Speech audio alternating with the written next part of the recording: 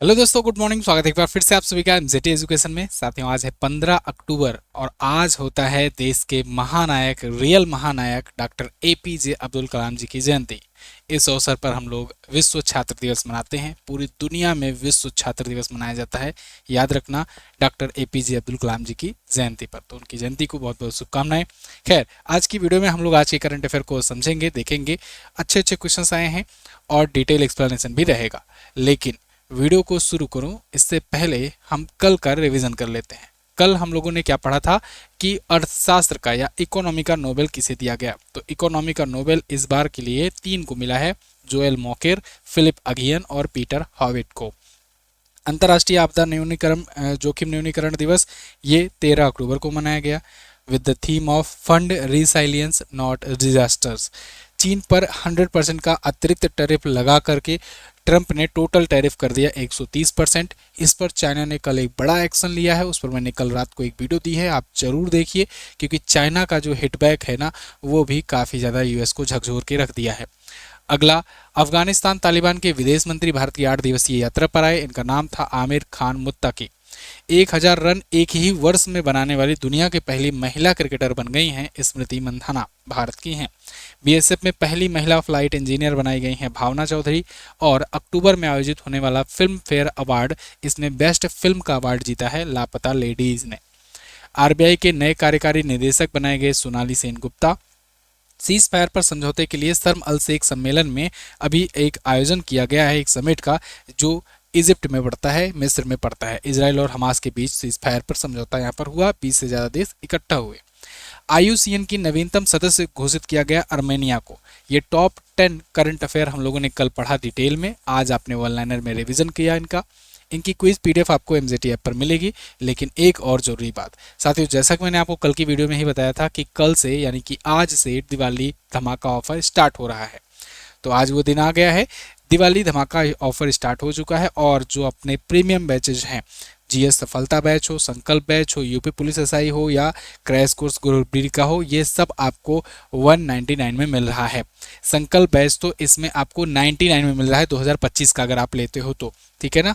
2025 का लोगे तो केवल 99 में मिलेगा, और 2024-25 एक साथ लोगे तब आपको 199 में मिल जाएगा दोनों साल का। तो इससे बेहतर मौका और नहीं मिलेगा। फटाफट से जाइए एमजेटी ऐप पर, एमजेटी ऐप पर जाकर के दिवाली कूपन कोड लगाइए, आपको यह ऑफर मिल जाएगा और परचेज कीजिए, पढ़ाई अपनी स्टार्ट कीजिए। इससे बेहतर मौका आपका नहीं आएगा। एमजेटी ऐप कहाँ मिलेगा? गूगल प्ले स्टोर मिलेगा, लिंक डिस्क्रिप्शन में भी है और पिन कमेंट में भी है। जिनको जिनको लॉगिन में प्रॉब्लम आती है, पहले तो कोशिश करो click on the login with Google पर करना, क्योंकि ओटीपी की समस्या आएगी, लोड ज़्यादा बढ़ जाता है ऐसे टाइम पर। तो ओटीपी की समस्या अगर जिनको आती है तो वो लॉगिन विद गूगल पर क्लिक करना, लॉगिन हो जाएगा। अगर वहाँ से नहीं होता है तो सिंपली आपको व्हाट्सएप कर देना है, आपका थोड़ी देर में प्रॉब्लम सॉल्व कर दिया जाएगा। लेकिन व्हाट्सएप करना है, ठीक है ना, व्हाट्सएप जरूर कर देना है अगर कोई भी दिक्कत आए तो। व्हाट्सएप का नंबर मैंने डिस्क्रिप्शन में डाल दिया है, लिख भी दे रहा हूँ, 7235939467। इस पर आपका जो भी कोई इशू होगा वो रिजॉल्व करा लिया जाएगा। अगला, प्रत्येक वर्ष किसकी जयंती पर 15 अक्टूबर को विश्व छात्र दिवस मनाया गया? पहला क्वेश्चन आज का है। तो डॉक्टर एपीजे अब्दुल कलाम जी की जयंती पर विश्व छात्र दिवस मनाते हैं। ध्यान रखना, राष्ट्रीय छात्र दिवस नहीं है, ये विश्व छात्र दिवस है। डॉक्टर एपीजे अब्दुल कलाम जी महान साइंटिस्ट तो थे ही थे, साथ ही साथ भारत के पूर्व राष्ट्रपति भी थे। 11वें नंबर के राष्ट्रपति थे, 2002 से 2007 तक ये अपना कार्यकाल निभाए। इससे पहले ये साइंटिस्ट थे ही। तो इन्होंने बहुत सारी किताबें भी लिखी हैं, उन किताबों को पढ़ करके लाखों लोग इंस्पायर होते हैं, जैसे Wings of Fire, Ignited Minds, Turning Points, Indomitable Spirits, India 2020, target 3 billion economy. ये सब जो हैं इनकी पुस्तकें हैं, ठीक है। तो इन पुस्तकों से भी क्वेश्चन पूछा जाता है, इसे भी आप याद रखना।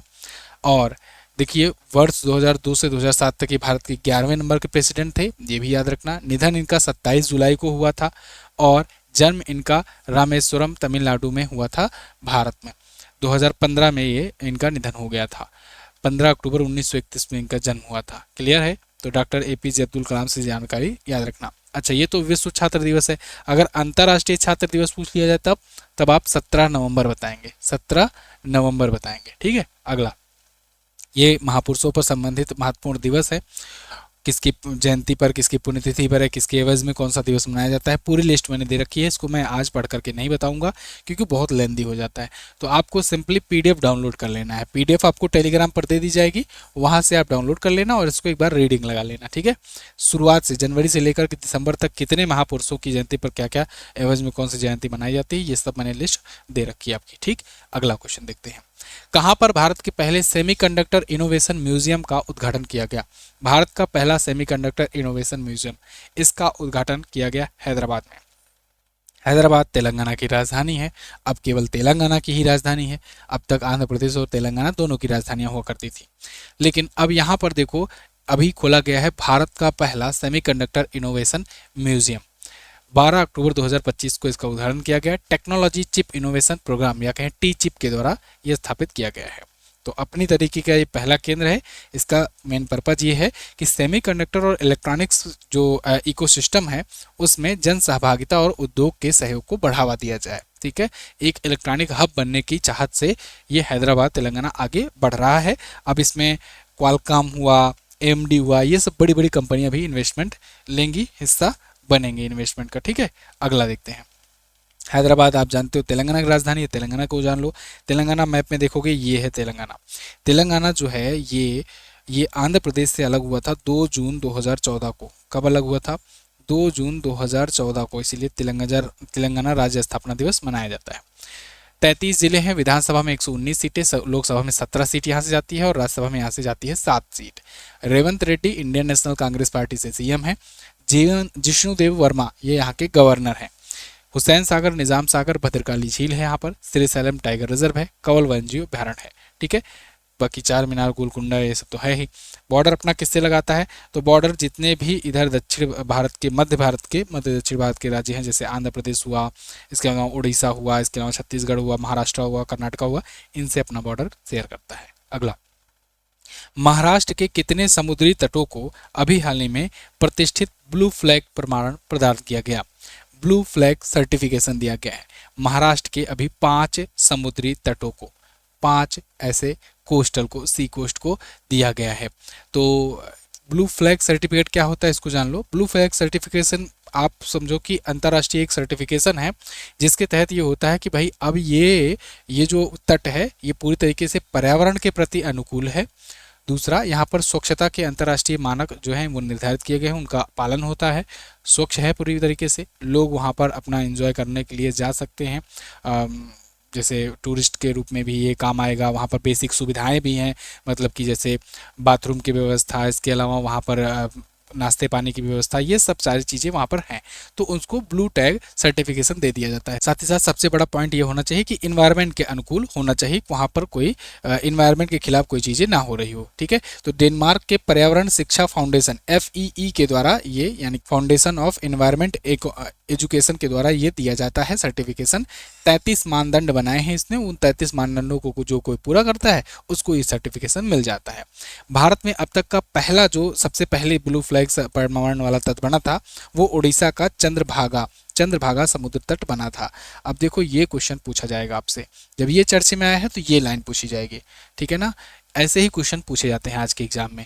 आज के एग्जाम में जो न्यूज़ रहती है उससे रिलेटेड जो स्टैटिक रहता है वो पूछा जाता है, तो इसीलिए आपको ये लाइन जरूर ध्यान रखनी होगी। इसीलिए मैं कहता हूँ डेली करंट अफेयर जरूर देखा करो। इसीलिए मैंने मैराथन बंद ही कर दी है। आप देख रहे होगे कि पिछले 1 साल से मैं मैराथन क्लास नहीं ले रहा हूँ, ना के बराबर।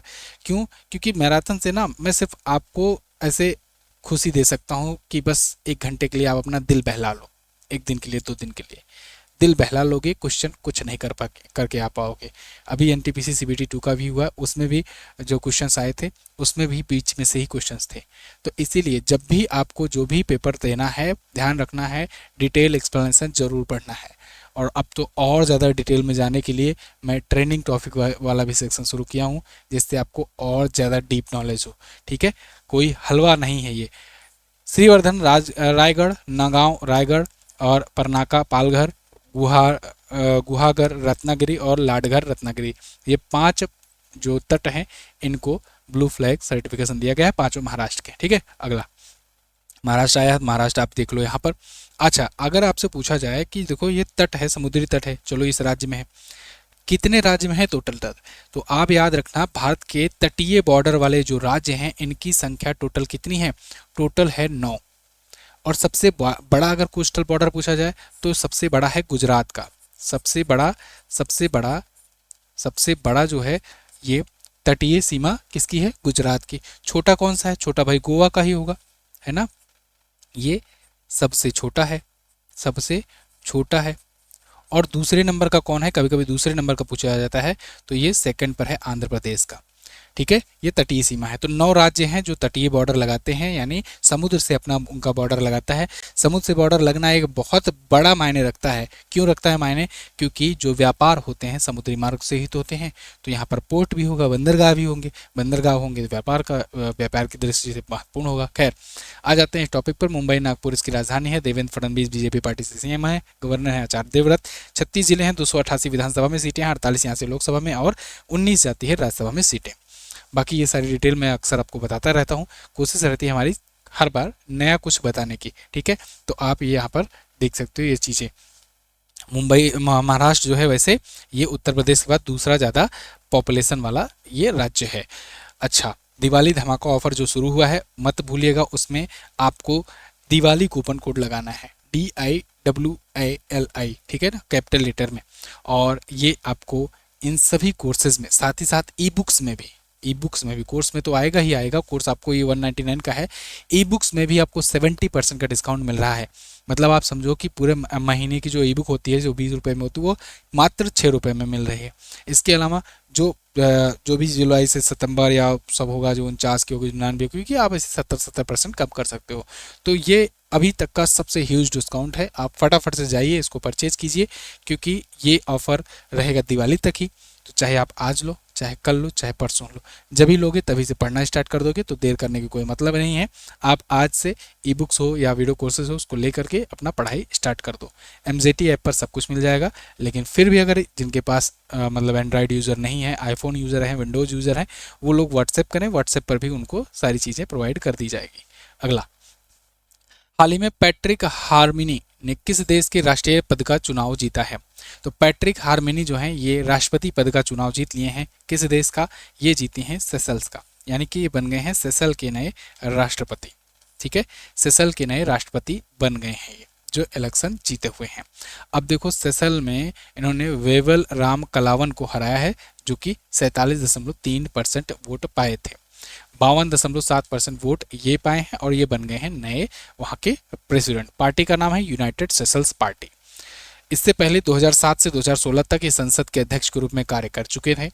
यूनाइटेड सेशल्स को राष्ट्रपति पद और संसद दोनों पर पूर्ण नियंत्रण मिल गया है। अब सेशल की राजधानी विक्टोरिया होती है। सेशल्स रुपया यहाँ की करेंसी होती है। वेवल राम कलावन यहाँ के राष्ट्रपति अभी तक थे, ठीक है ना, पूर्व राष्ट्रपति हो गए हैं अभी ये, क्योंकि इनको तो हरा दिया इस बार।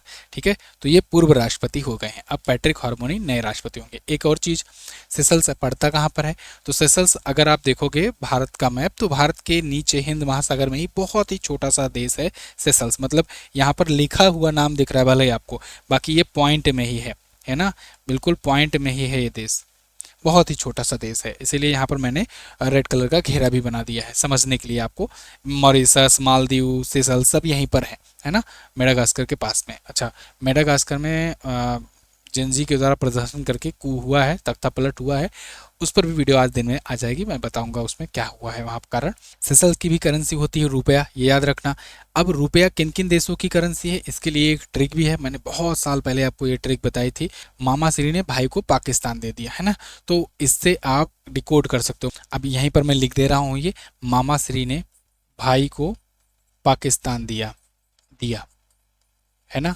तो अब इसको आप ऐसे डिकोड कर सकते हो, जैसे जैसे मामा श्री में एक माँ से हो जाएगा आपका मॉरिशस, ये कलर नहीं दिख रहा है, एक मॉरिशस हो गया, दूसरा यहाँ पर हो जाएगा मालदीव, एक हो जाएगा श्रीलंका, 3 हो गया, चौथा हो गया नेपाल, भाई में भारत, ई से इंडोनेशिया और पाकिस्तान। को साइलेंट है, इसमें को साइलेंट है, पाकिस्तान से हो जाएगा पाकिस्तान। तो 1 2 3 4 5 6 7 देशों की जो करेंसी है वो होती है रुपया।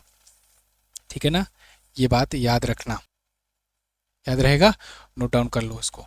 अगला, अक्टूबर 2025 में कितने रेंजरों और रेंजर टीमों को अंतर्राष्ट्रीय रेंजर पुरस्कार 2025 से सम्मानित किया गया? अंतर्राष्ट्रीय रेंजर पुरस्कार 2025 अभी सम्मानित किए गए हैं 13 ऐसे संगठन और व्यक्ति मिला करके, रेंजर और रेंजर टीम, ठीक है ना। तो रेंजर्स की टीम, रेंजर कौन होते हैं? जो जंगलों में या ऐसे नेशनल पार्क्स वगैरह में जो सिक्योरिटी का काम करते हैं उन्हें कहते हैं रेंजर्स, है ना। हालांकि जो जानवरों को देखने के लिए होते हैं। पाकिस्तान में पैरामिलिट्री फोर्स का नाम है पाकिस्तानी रेंजर्स, ठीक है, तो वो भी वहाँ के जानवरों को ही देखते हैं।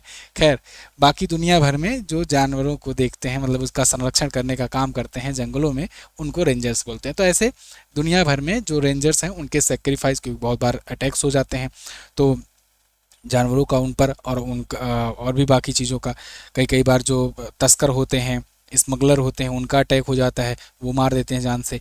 तो इन सब चीज़ों के लिए जो सेक्रीफाई होते हैं उनको भी अवार्ड दिया जाता है और जो अपना योगदान दिए रहते हैं उनको अवार्ड दिया जाता है।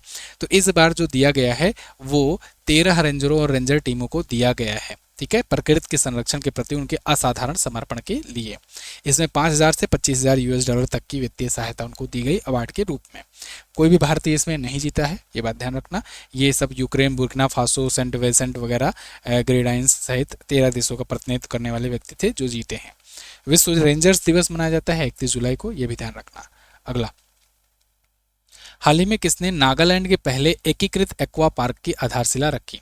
नागालैंड का पहला इंटीग्रेटेड एक्वा पार्क, ये इसकी आधारशिला रखी गई है पीएम मोदी के द्वारा। आधारशिला रखना मतलब कि अब वो काम वहां पर बनना शुरू होगा, वो प्रोजेक्ट पर काम शुरू होगा, पूजा पाठ कर दी गई है, वहां पर काम शुरू होगा, ठीक। जैसे आप जमीन खरीदते हो तो वहां पर पहले पूजा पाठ करा दिए, वो अब उसके ऊपर दीवार वगैरह बनाना शुरू करोगे, घर बनाना शुरू करोगे, तो वो फाउंडिंग स्टोन हुआ, ठीक है ना। तो यानी कि आधारशिला रखना हुआ। इसके बाद जब बनकर के तैयार हो जाता है वो प्रोजेक्ट पूरा, उसका तब उद्घाटन होता है। जब आपका घर बन जाता है तो आप बढ़िया से पूजा पाठ करा कर, रामायण वगैरह करा करके पूरी खिलाते हो, है ना, तो वो होता है उद्घाटन। तो ऐसे ही प्रोजेक्ट्स जो होते हैं, चाहे एक्वा पार्क हो या कोई भी हुआ, तो वो जब बनकर तैयार हो जाता है तो उद्घाटन होगा, नहीं तो शुरुआत में फाउंडिंग स्टोन रखा जाएगा। तो फाउंडेशन स्टोन ही रखा गया है अभी यहाँ पर पीएम मोदी के द्वारा। नागालैंड का पहला एकीकृत एक्वा पार्क, यानी कि अभी ये बनेगा, ठीक है, अभी बना नहीं है। तो मछली और बीज उत्पादन पर केंद्रित ये होगा। एक्वा पार्क है भाई, एक्वा जो है, एक्वा आप जानते हो ये वाटर की पर्यायवाची होती है, वाटर का सिनोनिम्स होता है एक्वा, है ना। तो प्रधानमंत्री मत्स्य संपदा योजना के तहत ये तुजीकोंग नागालैंड पड़ता है, वहीं पर ये स्थापित किया गया है। नागालैंड का पहला है। नागालैंड का पहला है, तो भारत का पहला कौन सा है? भारत का पहला एकीकृत एक्वा पार्क अरुणाचल प्रदेश के जीरो में स्थापित किया गया था, ठीक है। तो मछली उत्पादन को बढ़ावा देने के लिए होता है। अगला, अच्छा, मत्स्य संपदा योजना है ये, अभी रिसेंटली इसके सितंबर महीने में 10 साल पूरे हुए थे, मैंने आपको बताया था ना। 10 साल जब पूरे हुए थे तो ये निकल के आया था डाटा कि भारत दुनिया का दूसरा सबसे बड़ा एक्सपोर्टर बन गया है मछलियों का, ठीक। नागालैंड आया है, नागालैंड आप देखोगे यहाँ पर मैप में दिख जाएगा, कोहिमा इसकी राजधानी है। नेफ्यू रियो यहाँ पर हैं सीएम। अजय कुमार भल्ला जी ये एडिशनल चार्ज पाए हुए हैं, यहाँ के राज्यपाल का भी निधन हुआ था तो मणिपुर के ही राज्यपाल का इनको एडिशनल चार्ज दे दिया गया। सिलोई झील, जुडू झील है यहाँ पर। फकीम वन्यजीव अभ्यारण्य पूछा जाता है, फकीम वन्यजीव अभ्यारण्य। नाटंगी नेशनल पार्क भी बहुत पूछा जाता है। रेगमा जालियांग है। 16 सीटें हैं यहाँ पर, 16 जिले हैं, 60 सीटें हैं विधानसभा में, एक लोकसभा में और एक ही राज्यसभा में सीट जाती है। नागालैंड मणिपुर से, असम से और अरुणाचल प्रदेश से अपना बॉर्डर लगाता है। अगला, हाल ही में आस्ट्रे हिंद 2025 संयुक्त सैन्य अभ्यास कहाँ हुआ? आस्ट्रे हिंद जो है ना, ये ऑस्ट्रेलिया और हिंदुस्तान, ठीक है ना, ऑस्ट्रेलिया और हिंदुस्तान के बीच में होता है एक्सरसाइज, भारत और ऑस्ट्रेलिया के बीच में। तो कहाँ पर हुआ ये पूछा गया है, ये हुआ है ऑस्ट्रेलिया में। ऑस्ट्रेलिया के पर्थ में आयोजित किया गया है, पर्थ में ऑस्ट्रेलिया में आयोजित किया गया है। 13 अक्टूबर से 26 अक्टूबर तक चलेगा ये एक्सरसाइज। चौथा इसका एडिशन होने वाला है, 2022 से ही अभी शुरू हुआ है। महाजन और राजस्थान में इसका पहला संस्करण हुआ था, मतलब 2022 में जब हुआ तो महाजन राजस्थान में हुआ था।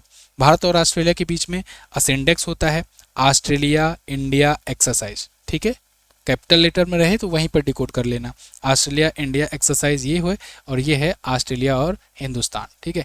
तो तलिस्मान सेबर भी होता है, और मालाबार एक्सरसाइज आप जानते हो ये क्वाड के बीच में होता है, और क्वाड का मेंबर यूएसए, जापान, ऑस्ट्रेलिया और इंडिया है, तो उन चारों के बीच में हो जाता है मालाबार एक्सरसाइज, ठीक है। ये कुछ और एक्सरसाइज है, इनका रिवीजन करिए। जैसे अभी 10वां नेट वॉलरेक्स हुआ था, ये भारतीय तटरक्षक बलों ने किया था। कोंकण 2025 भारत और यूके के बीच में हुआ। ड्रोन कवच ये भारतीय सेना और आईटीबीपी ने किया मिलकर। फ्रीडम एज ये अमेरिका, दक्षिण कोरिया और जापान ने किया। जापाद ये भारत रूस के बीच में हुआ, हालांकि इसमें और भी देश शामिल थे, मल्टीनेशनल था। अभ्यास मैत्री भारत थाईलैंड किया। युद्ध अभ्यास भारत अमेरिका करता है। युद्ध कौशल भारतीय सेना ने किया। बोल्ड कुरुक्षेत्र भारत सिंगापुर, और सिम्बैक्स भी भारत सिंगापुर में हुआ। Singapore India maritime bilateral exercise, ठीक है। अगला, हाल ही में WCPA कैटन मिलर पुरस्कार पाने वाली पहली भारतीय महिला कौन बनी? बहुत इंपॉर्टेंट क्वेश्चन है। कैटन मिलर पुरस्कार इस बार का मिला है एक भारतीय को। किसे मिला है भाई? ये मिला है डॉक्टर सोनाली घोष को। WCPA कैटन मिलर पुरस्कार, ये अभी IUCN वाला जो बैठक हुआ था ना, जो अबू धाबी में हुआ था, मैंने आपको बताया था, उसी अबू धाबी की इस बैठक में इनको सम्मानित किया गया है। ये देखिए IUCN की विश्व संरक्षण सम्मेलन में। ये कहाँ हुआ भाई? अबू धाबी में। और अभी मैंने आपको क्या बताया था? अर्मेनिया इसका नया सदस्य बना है। अर्मेनिया सदस्य बना है इसका नया, कल की वीडियो मैंने आपको बताया था, ठीक है जी। तो अभी इनको इसी के द्वारा, इसी सम्मेलन में WCPA कैटन मिलर पुरस्कार दिया गया है डॉक्टर सोनाली घोष को। ये काजीरंगा नेशनल पार्क की क्षेत्रीय निदेशक हैं, डायरेक्टर हैं, उसको देखरेख करती हैं वहाँ की, ठीक है। WCPA यानी world commission for protected areas. अगला, युगांडा के कंपाला में गुट निरपेक्ष आंदोलन का 19वीं मध्यावधि त्रिस्तरीय सम्मेलन हुआ। इसमें भारत की तरफ से अध्यक्षता कौन किया? यानी भारत की तरफ से कौन गया था रिप्रेजेंटेटिव? तो युगांडा के कंपाला में हो रहा है, मतलब युगांडा इस साल का अध्यक्षता कर रहा है। किसका? गुट निरपेक्ष आंदोलन का, यानी नाम का, ठीक है ना। तो इधर भारत की तरफ से इस सम्मेलन में गए हैं कीर्तिवर्धन सिंह जी। कीर्तिवर्धन सिंह जी ये क्या है? ये मिनिस्ट्री ऑफ स्टेट है फॉर फॉरेन अफेयर्स, या एक्सटर्नल अफेयर कर लो, एक्सटर्नल अफेयर्स के, ये एक्सटर्नल अफेयर के राज्य मंत्री हैं, ठीक है ना, कीर्तिवर्धन सिंह। याद होगा अभी मैंने आपको बताया था कि मिस्र में जब शर्म अल शेख सम्मेलन हुआ, ट्रंप ने PM मोदी को इनवाइट किया था, तो PM मोदी खुद ना जा करके इनको भेज दिए थे मिनिस्ट्री ऑफ स्टेट्स को। वहां से होकर के ये पहुंच गए युगांडा अब, ठीक है ना। तो ये अब युगांडा गए हैं गुट निरपेक्ष आंदोलन में हिस्सा लेने। गुट निरपेक्ष आंदोलन ये क्या है? तो साथियों, जब 50-60 के दशक में जब एक बार तो पूरा सेकेंड वर्ल्ड वार खत्म हुआ, तो उसके बाद ये होड़ मची कि भाई कौन बनेगा दुनिया का दादा। तो दुनिया का दादा बनने निकले दो गुंडे, एक गुंडा USSR और दूसरा USA, यानी कि USSR मतलब कि सोवियत संघ समझो। तो सोवियत संघ चाहता था कि वो पूरा अपना आधिपत्य जमा ले दुनिया पर। US चाहता था कि वो जमा ले, उसके पास न्यूक्लियर वेपन है। ऐसे में होड़ मची। जब होड़ मची तो ये लोग अपने अपने गुट में शामिल करना शुरू किए देशों को, अपने अपने से समझौता करके, मतलब कि तुम हमारे पाले में आ जाओ, तुम हमारे पाले में आ जाओ। लेकिन भारत जैसे कुछ देश ऐसे थे जिन्होंने कहा कि भाई देखो, हमने बहुत साल गुलामी का झेला हुआ है, 200 साल तक, इसके बाद हम और गुलामी नहीं टॉलरेट कर पाएंगे, तो अब हमें किसी का गुट लेना ही नहीं, क्योंकि तुम्हारा गुट लेंगे आज, फिर कल को तुम लड़ोगे, फिर हमें भी तुम्हारे साथ शामिल होना पड़ेगा, हमें भी लड़ाई करनी पड़ेगी, फिर तुम लोग वर्ल्ड वार कर दोगे, वर्ल्ड वार 3 हो जाएगा, 2 वर्ल्ड वार हो ही चुका है। तो भारत ने कहा ना, हम लोग कुछ देश मिल करके नाम बनाएंगे। नाम मतलब नॉन अलायंस मूवमेंट खड़ा करेंगे, मतलब हम किसी की तरफ अलायंस नहीं रहेंगे, गुट निरपेक्ष रहेगा हमारा, किसी भी गुट में शामिल नहीं रहेंगे। तो 1961 में उस टाइम पर तत्कालीन प्रधानमंत्री जवाहरलाल नेहरू की अध्यक्षता में, मतलब नेतृत्व में, भारत ने गुट निरपेक्ष को ज्वाइन करना सही समझा, और भारत आज भी नॉन अलायंस मूवमेंट का अध्यक्ष है। आप देखते हो ना आज के पर जो चलता है इंडिया की पॉलिसी कि भाई हम रसिया से भी अपना व्यापार करेंगे, अमेरिका से भी अपने रिश्ते बनाकर रखेंगे, चाइना से भी बनाकर रखेंगे। ऐसा क्यों? अमेरिका भरसक प्रयास किया कि भारत रसिया से ऑयल ना ले, लेकिन भारत ने दोनों तरफ से मेंटेन करके रखा और कहा जो उखाड़ना उखाड़ लो, है ना, सीधी भाषा में, क्योंकि हम हैं नाम के सदस्य, हम हैं नॉन अलायंस मूवमेंट वाले, और हमारे साथ बहुत सारे ऐसे अफ्रीकी देश, क्योंकि वो अफ्रीकी देश जो भी था उन पर भी कब्जा हुआ था, उन पर भी अंग्रेजों ने और फ्रांसीसियों ने शासन किया था, है ना। तो फिलहाल बाकी बात आपको समझ में आ गई है कुल मिलाकर के। 1961 में यह स्थापित किया गया था। फैक्ट्स पर आते हैं तो अभी इस बार युगांडा के कंपाला में इसका आयोजन किया जा रहा है 15 और 16 अक्टूबर को। साझा वैश्विक समृद्धि के लिए सहयोग का गहरा करना या deeping cooperation for shared global prosperity, ये इसकी थीम है। 2024 से 2026 तक ये अध्यक्षता कर रहा है युगांडा, ये बात याद रखना। तो अगर पूछा जाए 2024 में कौन अध्यक्ष था, यही बताना। 2025 में कौन, यही बताना। अगली साल कौन करेगा, यही बताना। ठीक है। 121 विकासशील देश जो हैं ये अभी तक जुड़ चुके हैं। ठीक है। भारत संस्थापक सदस्य देशों में रहा है। अगला, नॉन अलायंस मूवमेंट पूछा जाता है क्वेश्चन। निम्न में से किस पुरस्कार से सम्मानित प्रसिद्ध अभिनेत्री डायने कीटन का 79 वर्ष की आयु में निधन हो गया? डायने कीटन, एक तो डायन थी ऊपर से कीट ला, डायने कीटन ये ऑस्कर, गोल्डन ग्लोब, बाफ्टा ये तीनों ही पा चुकी थी। तीनों प्रतिष्ठित सम्मान है, आप जानते हो। ऑस्कर अवार्ड यानी एकेडमी अवार्ड अमेरिका का सर्वोच्च पुरस्कार है। गोल्डन ग्लोब ब्रिटेन वगैरह, ब्रिटेन का बाफ्टा होता है, ठीक है ना। गोल्डन ग्लोब भी ऐसे ही प्रतिष्ठित है। तो तीनों से सम्मानित की जा चुकी थी। बहुत ही फेमस ये एक्ट्रेस थी अपने टाइम पर। आगे बुढ़ापे में इन्होंने डायरेक्शन चुना और डायरेक्टर बन गई, काफ़ी फेमस थी ये। तो फिलहाल इनका अभी निधन हो गया है कैलिफोर्निया में, यूएसए में। ठीक है। तो इन्होंने 1970 के दशक में ही गॉड फादर फिल्मों में भूमिका अपनी निभाई थी। खैर, ये थे आज के दिन के करंट अफेयर क्वेश्चन। अच्छा, बहुत ज़्यादा शिकायत आ रही सुनने को भी मिल रहा है ना। आप लोग वीडियो देखते हो, बहुत सारे लोग लाइब्रेरी में देखते हैं, छुप छुप करके देखते हैं, अपने दोस्त यारों को भी नहीं बताते हैं कि कहीं ऐसा ना हो कि उनको भी अच्छा लग जाए करंट अफेयर, है ना। ऐसा क्यों करते हो भाई? क्यों हमारा नुकसान कराने पर लगे हुए हो? आप शेयर क्यों नहीं करते हो? आज चलो एक काम करो, सब लोग वीडियो का स्टेटस लगा लो, ठीक है। व्हाट्सएप का पर लिंक शेयर करो, अपना व्हाट्सएप स्टेटस लगा लो वीडियो का लिंक का, और कमेंट करके मुझे बताओ। और जो लोग कोशिश करना व्हाट्सएप करके हमें स्क्रीनशॉट भेज देना, है ना, या टेलीग्राम ग्रुप पर भेज देना, मुझे भी पता लग जाएगा कि आप कितने ईमानदार हो, लगाते हो कि नहीं। और हाँ, प्राइवेसी लगा करके मत लगाना, है ना, नहीं तो बहुत जुगाड़ू बन जाते हो कि लगा दिए प्राइवेसी, वो थोड़ी ना दिख रहा है। खैर, दिवाली ऑफर आ गया है, इसका आप फ़ायदा उठाइए। दिवाली कूपन कोड यूज करके मतलब अगर नहीं लगाओगे तो हम क्या ही कर लेंगे, है ना। नहीं लगाओगे स्टेटस तो हम क्या कर लेंगे, वो तो आपके ऊपर है।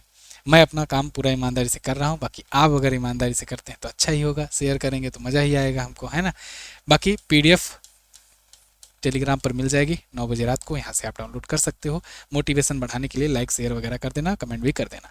कल मैंने पूछा था आपसे, राष्ट्रीय ग्रीन हाइड्रोजन मिशन की शुरुआत किस वर्ष हुई? 2023 में हुई थी। जसप्रीत बुमराह सभी प्रारूपों में 50+ मैच खेलने वाले बन गए हैं 7वें भारतीय और पहले तेज गेंदबाज। आज क्या बताना है? 70वें फिल्म फेयर अवार्ड में लापता लेडीज ने कुल कितने अवार्ड जीते हैं? सबसे ज़्यादा अवार्ड इसने जीते हैं, कितने जीते हैं टोटल? स्मृति मंधाना महिला वनडे में 5000 रन पूरा करने वाली दुनिया की कौन सी खिलाड़ी बन गई हैं? ठीक है, भारत की तो ये दूसरी खिलाड़ी बनी है, तो दुनिया की कौन सी बनी है ये कमेंट करके बताइए। कल की वीडियो अगर आपने देखा होगा ध्यान से तो जरूर आपको पता होगा। Thank you so much. मैं मिलूंगा आपसे अगली वीडियो में, अगली क्लास में। तब तक के लिए नमस्कार, जय हिंद, वंदे मातरम।